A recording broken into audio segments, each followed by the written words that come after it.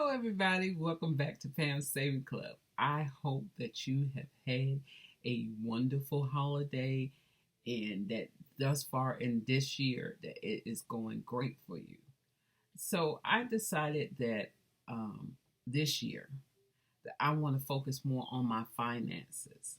And everybody have a resolution. Everybody's doing resolution in the word of the year. The word of the year for me is empower. Empower. That's the word I want to use. Empower. I want to be empowered. And I want to empower my family. So, and all of this fits in with what I want to do financially. So, I'm putting this out. I am going to be better with my finances.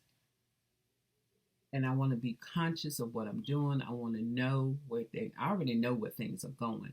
I need to stop those habits that habits that I know are not helping me become financial free like I want to be. So on that issue, it's not an issue. On that note, that's the word I'm looking for. On that note, what I have done is started reading a book entitled Girl, Get Your Money Straight. It is by Glinda Bridgeforth. And this was recommended by Dr. Jamal Harris. He is the pastor at New Birth Church. And he recommended it last year, early part, and I ordered it from Thrift Books, and I had it sitting there. And as I was thinking about my word, empower, and what I wanted to get accomplished and the things that I wanted to change in my life as time goes on, this book felt like this is where I needed to start at. I need to get my money straight. So I started to read this book. And the first chapter is just, and that's where I started. In the first chapter, she just really introduced herself and let you know how she got to where she is now as a financial, I don't forget what she calls herself, financial professional. And her strategy, one of the strategies about money is to find out why you do what you do with your money. Because once you figure out why you do what you do with your money, then you are more conscious of how to break those habits. So you no longer would do the wrong habits and you'll move towards doing the good habits. So at the end of the chapter 1, what she wanted you to do was, the exercise was for you to have a conversation with your money. Have a conversation with money. So I did that. So in my conversation with my money, I realized what money does for me and why I get so excited about it. First of all, is that when I was growing up, money was not something plentiful in our house. My father did work. My mother was a stay-home mom, and that was fine. But times were tough sometimes, and we learned how to survive. And I don't want to just survive anymore. I'm at the age now that I want to do other things, but I don't want to depend on my children to have to enjoy myself. I want to be, if they decide they want to give me something, that's fine. But I'm at the point now that I realize that some things I want to do on my own, with my own money. And in order to do that, I just need to be wiser with that. So again, going back to this exercise, the exercise was to have a conversation with your money. And my conversation with my money, I'm going to read to you about how it went. And it was very interesting to me, to be honest. It was a very interesting conversation I had with myself. So I started out, I asked money, why do you excite me? Why do I feel like I have to spend you till I have zero in my pocket or bank account? And I responded with, Money gives me power in my life that's missing in other parts of my life. And I started thinking that is true. When I feel like things are out of control, or I had a bad day, but whatever the reason is, made it not the best day, I want to spend money. And that goes back down to, it just really boils down to control. Money gives me control in my, what gives me what I feel like is control in my life. It is something that I can control because I know I have it. I can spend it on what I want. So that's the control part for me. So, and to be honest, I go on to say, to be honest, you make me feel good when I spend it. And it's okay to feel good when you spend it if you spend it on the right things. Then money responds back to me, but you can save me for later, and make purchases that will give you the same feeling. And I'm thinking, that's right. I can put the money to the side for whatever reason, for have sinking fund money for items that I want to buy at a cheaper price. I know what I want. Am I willing to pay that price at this time? No. I just save it up, and then I will get a better feeling that I even save more money when I purchase it at a lower cost. Then I go on and I say, well, I like that impulse buying. I like the way it makes me feel getting it right now. But money goes back and comes back to me and say, wouldn't it be better to hold on to it, to get a good deal, to buy it when you have enough money? When you have enough money. It's a thought.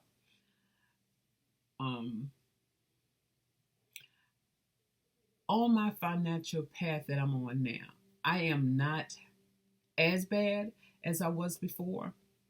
When I used to borrow from Peter to pay Paul, and then when payday come, I was trying to figure out how to pay all these people back. Well, not even pay people back, pay these bills off that I dipped from so I could have money. And it becomes a cycle because it takes so much to get out of it. Takes nothing to get it to borrow money. It takes you nothing but a signature to get into debt. It takes you so much work to get out of debt that once you get out of it, you don't want to get back in it again. And my debt might not be as big as someone else. I don't have credit cards. I don't have a car note. And I know somebody somewhere is saying, well, you don't have any debt. I have student loans, which at this time I'm not paying on because it's deferred, which is good. But because I don't have that kind of debt, I refuse to get the good credit that I need. And at this time in my life, I want to purchase things in my life. And I don't really have a credit. I don't have what they call revolving credit. So, and that is why financial freedom is so important to me.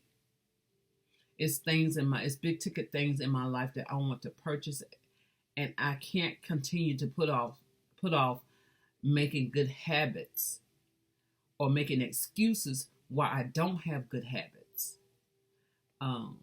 for whatever reason.